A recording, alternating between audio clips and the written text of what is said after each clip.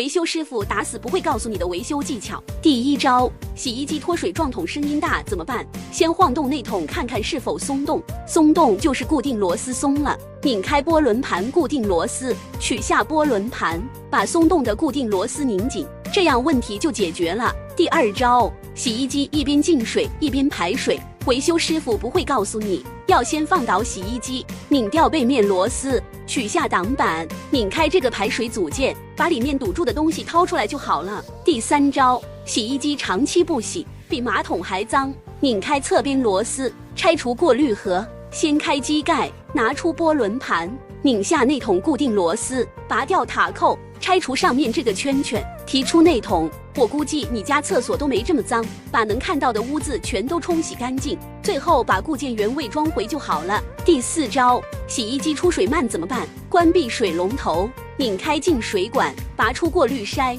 可以看到上面全是堵塞物，把它清洗干净原位装回，这样水流就恢复正常了。第五招，洗衣机不洗涤，出现第二警报声，打开上盖，是门开关接触不良导致，用砂纸打磨一下，这样就能正常洗衣服了。关注我，每天分享更多实用小妙招。